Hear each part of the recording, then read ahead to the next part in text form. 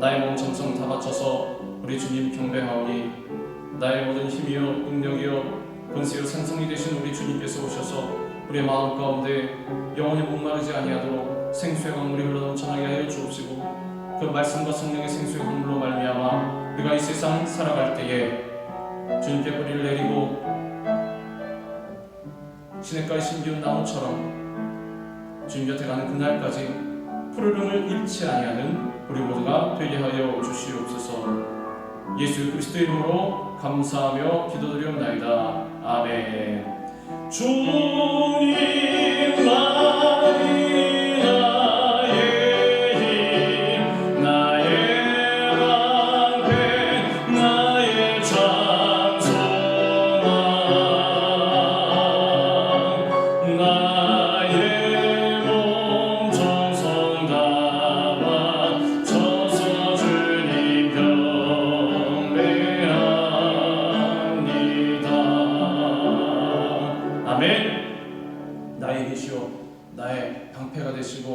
나의 힘과 참 소망이 되시는 우리 주님, 나의 몸과 마음과 정성을 다 바쳐서 우리 주님 경배합니다. 이 찬양의 가사의 내용이 우리의 삶의 간증이요 단 다짐이요 소망이 되기를 우리 주님의 이름으로 축원합니다. 할렐루야. 우리 같이 읽은 말씀 예레미야 17장 5절부터 8절까지의 말씀을 갖고 여호와를 의지하는 사람이라는 제목으로 우리 같이 은혜를 나누겠습니다. 우리 제목을 한번 따라합니다. 여호와를 의지하는 사람. 여호와를 의지하는 사람. 우리 인간들은 태어나면서부터 죽을 때까지 누군가를 의지하며 살아갑니다. 태어나자마자는 부모님을 의지하고 또 성인이 되어서 결혼을 하고 짝을 만나면 또 만난 사람은 서로 간에 의지를 하고 이렇게 살아가는 거죠. 그런데 우리가 누구를 의지하느냐에 따라서 인생길을 보면 의인의 길을 걷기도 하고 또 악인의 길을 걸어가기도 합니다. 의인의 길은 예수님을 믿고 구원받아서 하나님만을 의지하고 살아가는 길이요, 악인의 길은 예수님 없이 자신의 힘과 능력을 의지하고 그리고 사람을 의지하면서 살아가는 길인 것입니다. 주님의 자녀된 우리는 언제나 하나님만을 믿고 의지하는 의인의 길을 걸어갈 수 있어야 하는 것입니다. 하나님께서는 오늘 본문에 먼저 악인의 길에 대해서 말씀하고 계십니다. 악인의 길은 사람을 믿고 사람의 힘을 의지함으로써 결국에는 어떻게 되느냐, 하나님에게서 떠난 삶을 말하는 것입니다. 본문 5절에 말씀합니다. 무릇 사람을 믿으며 육신으로 그의 힘을 삼고 마음이 여호와에게서 떠난 그 사람, 이 사람이 바로 악인이라는 것입니다. 다시 말해서 자신이 인생의 주인이 되어서 자기 자신이 자신의 인생의 주인이 되어서 하나님 없이 살아가는 삶을 말하는 것입니다. 아니 내 인생은 내 것인데 그게 뭐 잘못입니다. 내 인생은 내 것이 아니라 하나님의 것입니다. 인생의 주인은 내가 되면 안 되는 거죠. 우리 하나님을 내 인생의 주인으로 모셔드려야 하는 거죠. 하나님을 섬기도록 창조된 인간이 하나님 없이 스스로가 자신의 인생의 주인이 되어서 살아가려고 하는 것, 그래서 가다 어떻게 됩니까? 내가 하나님과 똑같이 되겠다. 하나님과 똑같이 되려고 하는 것이 바로 우리가 잘 아는 아담과 하와가 지었던 죄요, 또한 인간들이 모여서 바벨탑을 쌓았던 죄인 것입니다. 또 말하되 자 성읍과 탑을 건설하여 그 탑 꼭대기를 하늘에 닿게 하여 우리 이름을 내고 온 지면에 흩어짐을 면하자. 하늘 끝까지 탑을 쌓아서 하나님과 똑같이 되자라는 것입니다. 우리는 이스라엘 역사에서도 이러한 죄를 찾아볼 수가 있습니다. 유다의 백성들은 다른 나라의 침공을 받았을 때 하나님을 의지하지 않고 사람을 의지하고 이웃 나라를 의지했습니다. 침공을 받았을 때 굵은 베옷을 입고 머리에 재를 뒤집어 쓰고 엎드려서 기도해야지. 다른 나라에 사신을 보내서 나를 도와주시오. 사방팔방으로 하나님 외면하고 다른 곳으로 뛰어다닌 것입니다. 또한 하나님보다 물질을 더 의지하여서 우상을 숭배했습니다. 그들이 바알과 아세라 우상을 섬겼던 이유는 무엇 때문이냐? 물질에 대한 욕심, 탐욕 때문이었습니다. 더 많이 가지고자, 더 부자가 되고자 우상을 섬긴 것입니다. 이러한 유다의 죄를 오늘 본문 앞부분에 예레미야 17장 1절에서 2절에 이렇게 말씀합니다. 유다의 죄는 금강석 끝 철필로 기록되되 그들의 마음판과 그들의 제단불에 새겨졌거늘 그들의 자녀가 높은 언덕 위 푸른 나무 곁에 있는 그 제단들과 아세라들을 생각한다. 하나님을 생각하지 않고 늘 마음 가운데 우상을 품고 있다라는 것입니다. 유다 백성들은 하나님의 계명을 새겨 넣어야 할 그들의 마음판에 무엇을 새겼느냐? 부러지지 않는 금강석 철필로 죄악을 새겼다는 것입니다.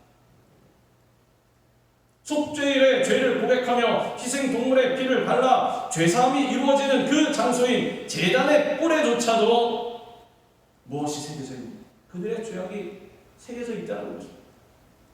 그러나 이처럼 물질을 의지하고 우상을 섬기는 악인의 길을 걸었던 삶의 결과는 어떠했습니까? 그들의 의도된 대로 풍요로운 삶, 넉넉한 삶, 형통한 삶, 주위의 대적을 이기는 삶, 그러한 삶을 살았습니까?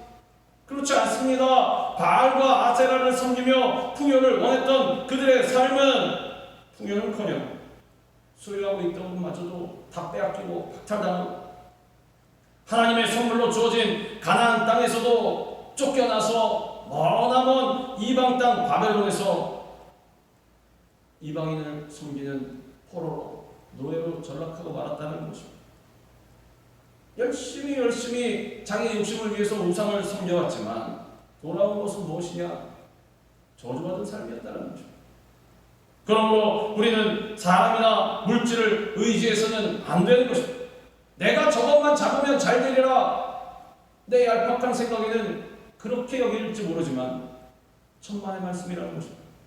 인간은 믿고 의지할 대상이 아닙니다. 물질도 마찬가지입니다. 왜냐하면 아담이 범죄하기 이전에는 하나님께서 돕는 배필로 씌워주셨습니다. 그래서 서로 믿고 도울 수 있는 순수한 관계였지만서도 아담이 죄를 범한 이후로 모든 인간의 마음은 본질상 거짓되고 부패이기 때문입니다. 로마서 1장 28절에서 29절은 부패한 인간의 마음에 대해서 이렇게 말합니다. 또한 그들이 마음에 하나님 두기를 싫어하며 하나님께서 그들을 그 상실한 마음대로 내버려 두사 합당하지 못한 일을 하게 하셨으니 곧 모든 불의, 추악, 탐욕, 악의가 가득한 자요 시기, 살인, 분쟁, 사기, 악독이 가득한 자요 수군수군하는 자요. 마음 가운데 하나님을 내 삶의 주인으로 모셔드리기 싫어하니까 어떻게 되느냐? 지금 나열한 온갖 못돼먹은 성격들이 다 마음 가운데 들어왔다는 것입니다. 그러므로 인간은 그저 불쌍히 여기고 도와줘야 될 사랑의 대상일 뿐이지 기대고 의지할 믿음의 대상은 아닌 것입니다. 좀 삭막하게 들리겠지만 그것이 사실입니다. 그렇기 때문에 우리가 믿고 의지할 분은 우리 주님밖에 안 계신 것입니다. 오늘 본문은 하나님을 의지하지 않고 인간을 의지하는 사람의 결국을 어떻게 말하고 있습니다. 본문 5절은 사람을 믿으며 육신으로 그의 힘을 삼는 악인의 삶에는 결국 하나님의 심판과 저주가 임한다고 말씀합니다. 무릇 사람을 믿으며 육신으로 그의 힘을 삼고 마음이 여호와에게서 떠난 그 사람은 저주를 받을 것이라. 마음이 우리 주님에게서 떠난 사람은 저주를 받는다는 것입니다. 사람들은 예수 안 믿는 사람에게도 복 받으십시오. 그럼 좋아합니다. 근데 나와서 저주 받으십시오. 그러면 싫어하고 욕을 하는 거죠. 누구나 그렇습니다. 그런데 여호와에게서 떠난 그 사람은 어떻게 되냐? 저주를 받는다는 거죠.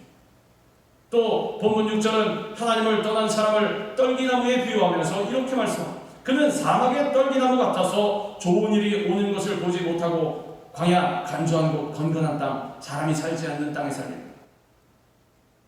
풍족한 땅에 살아도 힘들고 어려운데 사람이 살지 않는 물도 없고 작물도 없고 짐승도 없는 아무것도 생명체가 없는 그러한 땅에 살게 된다는 거죠. 사막에서 흔히 볼 수 있는 떨기나무는 열매를 맺지 못하기 때문에 아무 쓸모가 없어.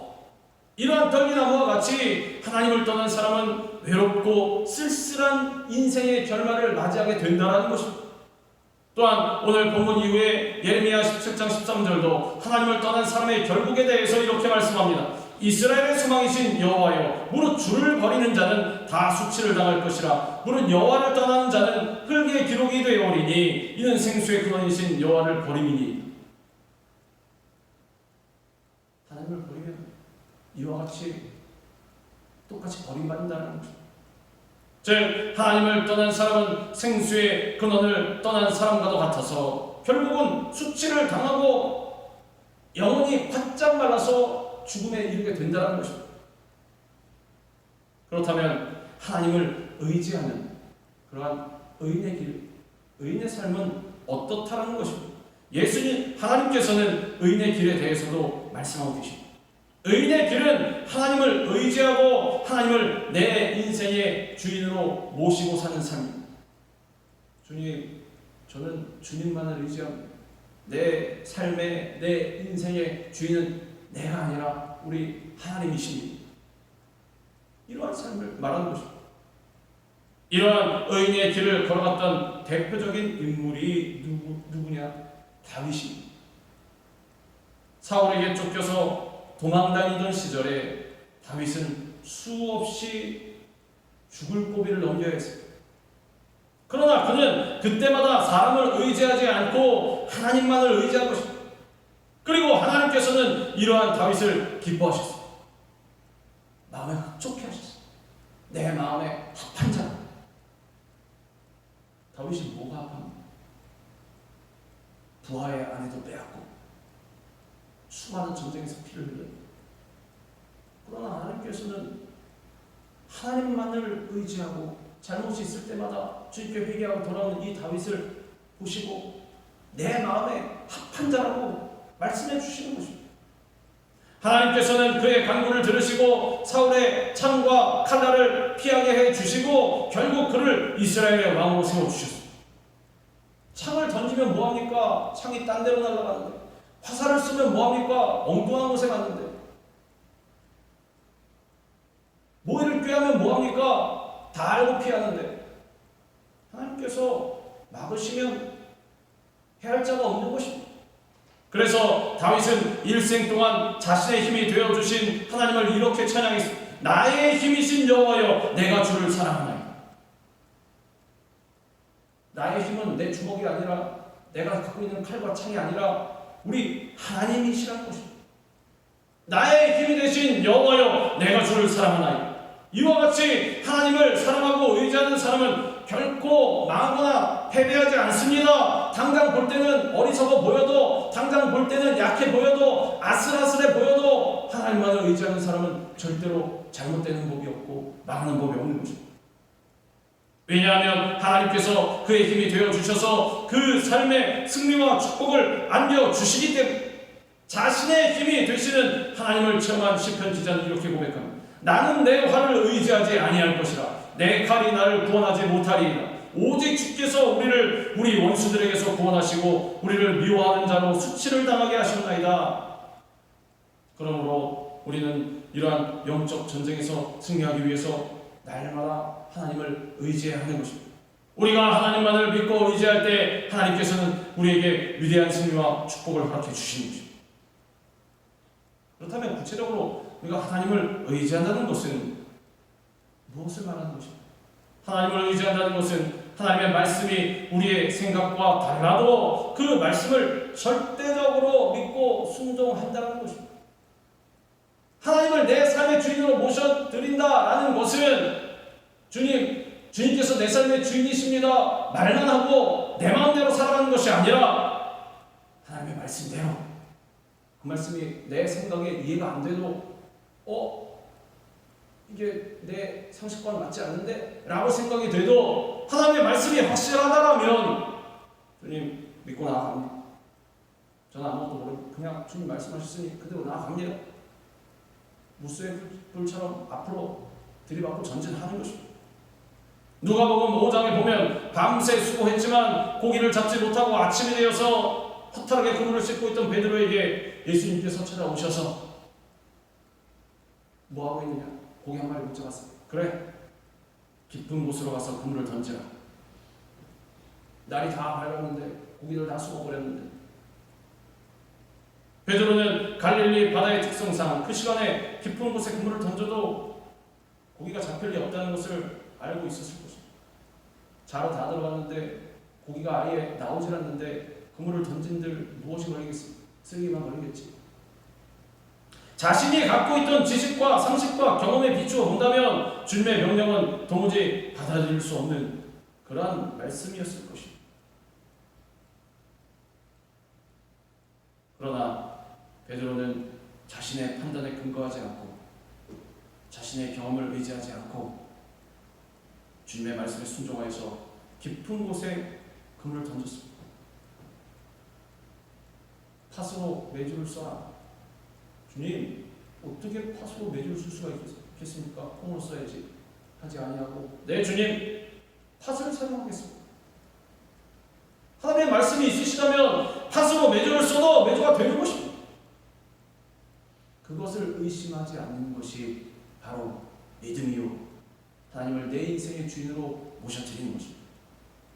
베드로가 자신의 생각, 경험, 전문가적인 입장 이것을 다 내려놓고 그물을 던지니까 그물이 고기가 너무 많아서 찢어질 정도로 고기가 잡혔습니다.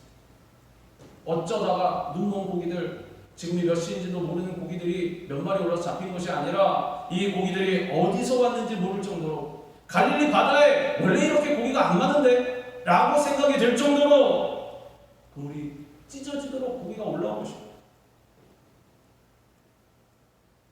비결은 예수님의 말씀에 순종했다는 거죠. 또한 하나님을 의지한다는 것은 하나님을 내 삶의 주인으로 모시고 그 주님의 뜻을 따라 사는 것입니다. 바울은 여러 교회에게 보내는 편지에서 자신을 그리스도 예수의 종이라고 소개합니다. 예수님을 주인으로 삼고 예수님의 뜻에 순종하여 예수님과 같이 이방인들에게 복음을 전했던 것입니다. 우리를 향하신 하나님의 뜻이 무엇입니까? 우리를 향하신 하나님의 뜻은 무엇보다 하나님의 사랑을 전하는 것입니다. 마음과 뜻과 정성을 다해서 하나님을 사랑하고 그 사랑으로 나아가서 네 이웃을 사랑하라. 우리나라 한국의 전문의 가운데 최초로 인체 조직 기증을 한 박준철 집사님이 있습니다. 이분이 한국에서 최초로 인체 조직 기증을 했다고 합니다. 이 박준철 집사님은 의사였는데 병원을 개원하면서부터 매년 휴가를 반납하고 해외 의료 선교를 떠났습니다. 2009년부터는 국제의료 봉사단체인 멀티쉽에 한 달간 승선해서 아프리카에서 환자들을 돌봤습니다. 의료선 배를 타고 가서 아프리카 환자들을 돌보는 봉사를 한 것입니다. 그러던 중에 2011년 45살의 나이에 갑자기 심근경색으로 쓰러져서 주님의 품에 안겼습니다. 그러나 이 죽음조차도 하나님께서 명령하신 그의 영원 사랑을 막지 못했다는 것입니다. 살아서는 주변에 소외된 이웃에서부터 멀리 아프리카까지 아픈 이들을 찾아서 봉사하던 이 박준철 집사, 사후에 자신의 인체 조직을 기증함으로써 150여 명의 환자들에게 새 삶을 주고 주님께로 갔다는 것입니다. 동료들은 그의 영원 사랑을 이렇게 말합니다. 박준철 과장님은 아프리카 해외 의료선교에서 만난 아이들과 사람들을 위해 점심을 금식하며 그들을 위해 기도하는 참 의사였습니다. 그는 주님의 선하심과 사랑을 맛보고 체험했기 때문에 그와 같은 놀라운 사랑, 주님의 뜻을 실천할 수 있었다는 것입니다.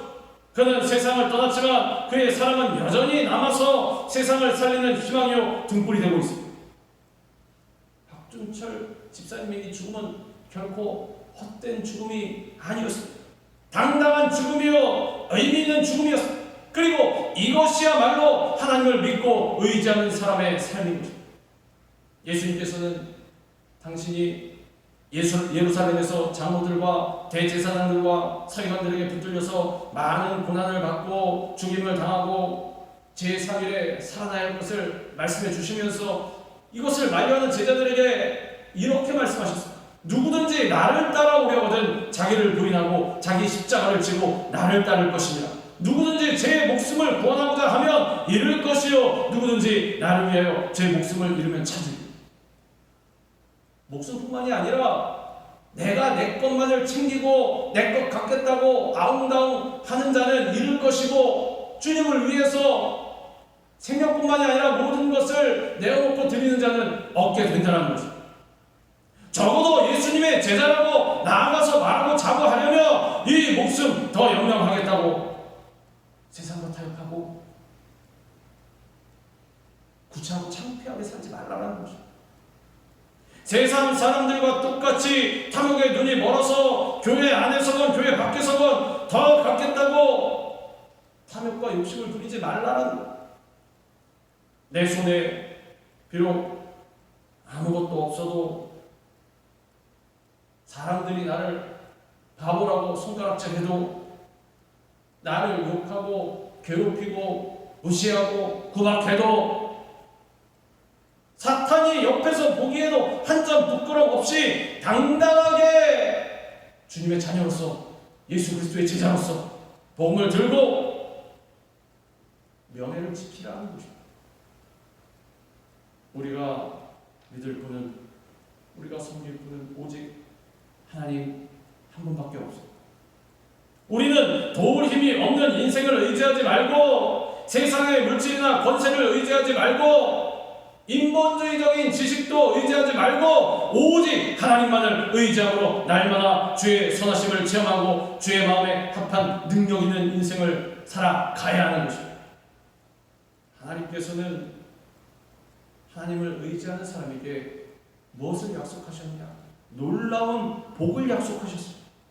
물가에 심겨진 나무는 더위가 올지라도 두려워하지 않고 가물어 비가 내리지 않는 그러한 날에도 절대로 걱정하지 않습니다. 제가 나무에게 물어보지는 않았지만 나무가 상식적으로 생각할 때 걱정하겠습니까? 걱정 안 하고 있습니다. 물이 다 있는데 왜 걱정을 하겠습니까?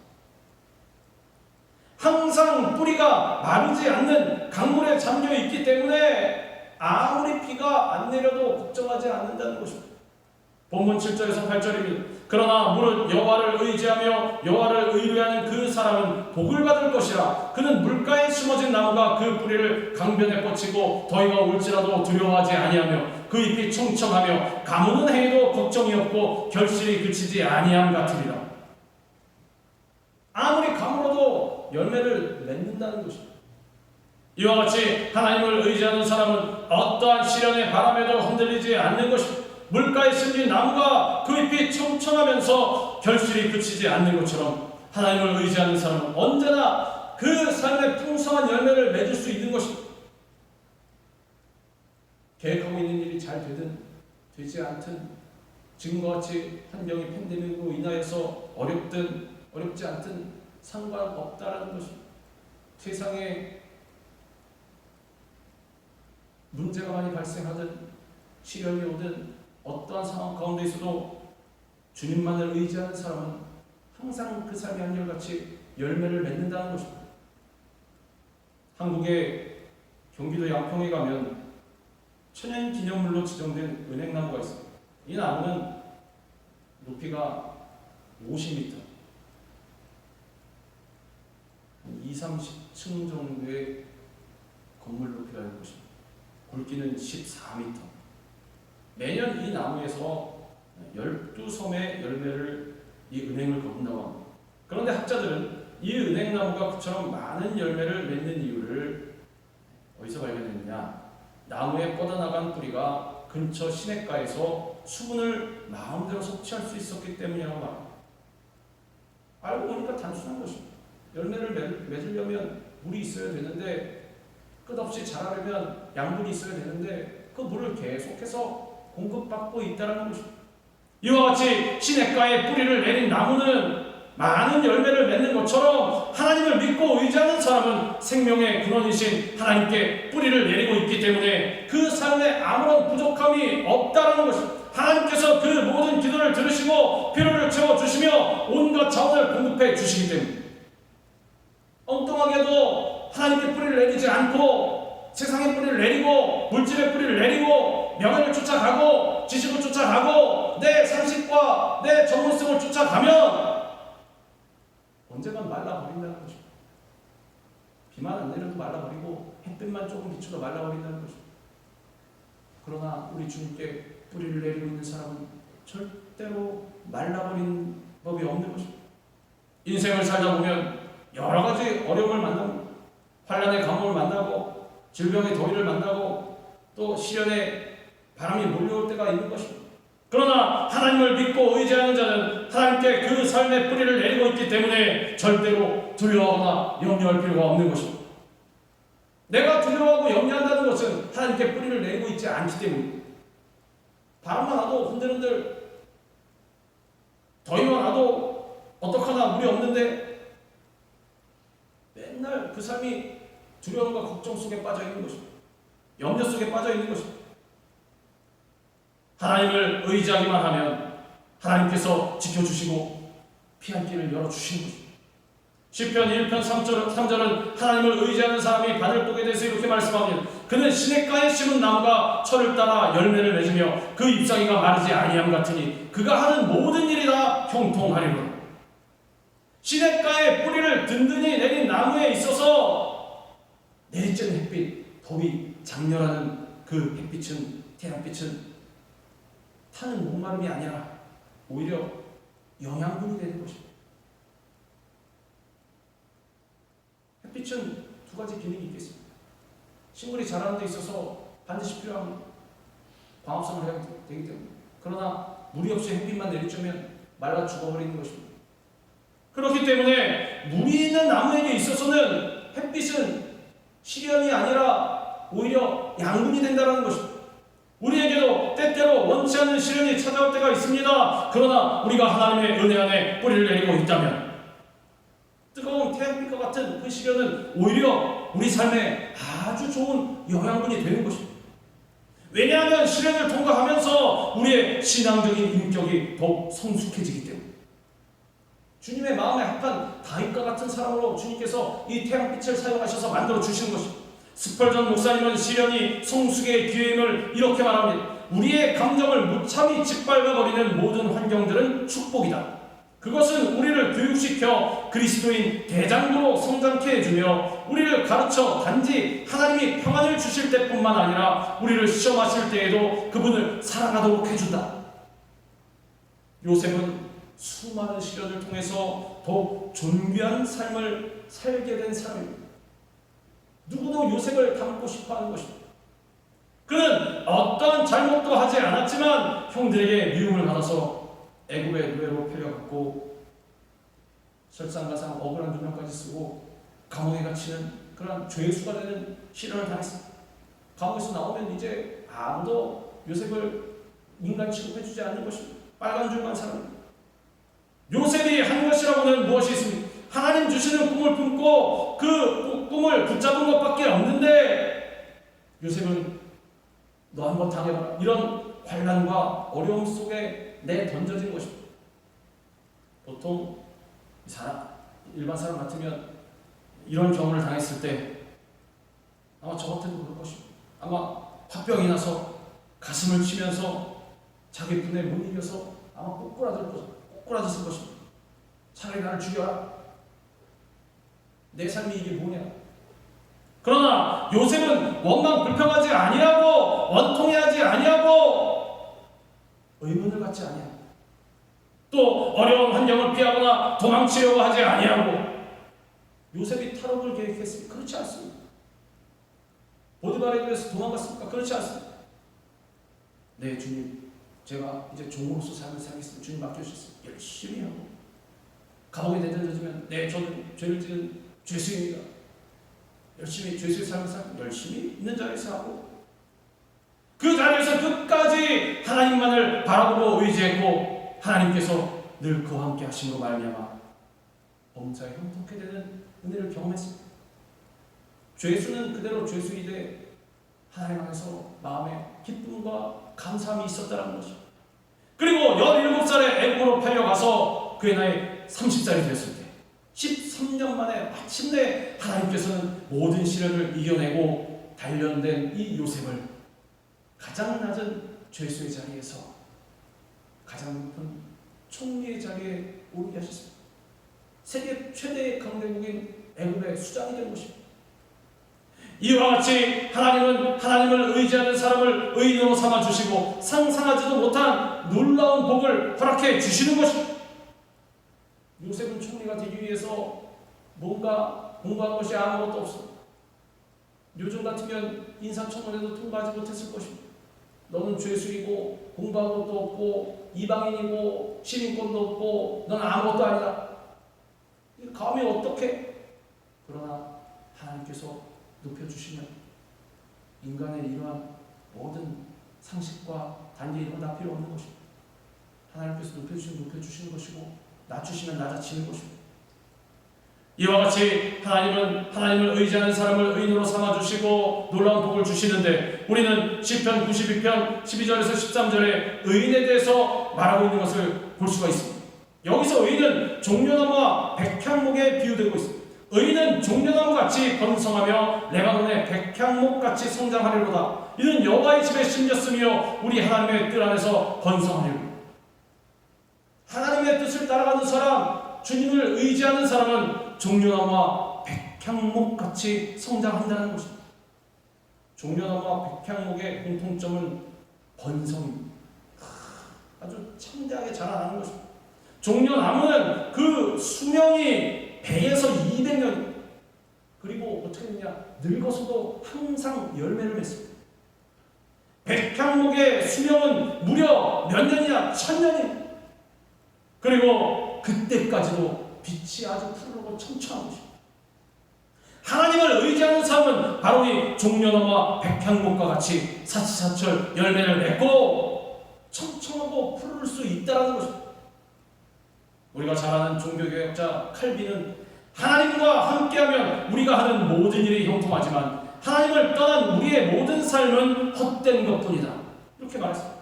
우리가 하나님을 의지하고 나아가기만 하며 하나님께서 우리의 삶에 결실이 그치지 않는 푸르름이 죽지 않는 그러한 복을 허락해 주시는 것입니다. 오늘 이 시간 하나님만을 의지하시기 바랍니다. 세상 어떠한 것도 나의 도움이 될 수가 없고 문제를 해결해 줄 수 없는 것입니다. 엉뚱한 곳에 가서 문제 해결의 답을 찾지 마시기 바랍니다. 우리 하나님께 뿌리를 내리고 우리 하나님께 나아오시기 바랍니다.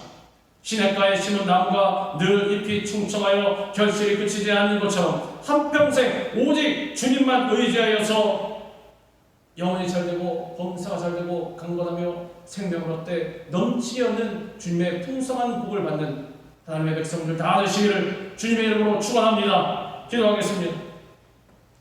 하나님 감사합니다. 오늘도 주님께서 말씀하신 대로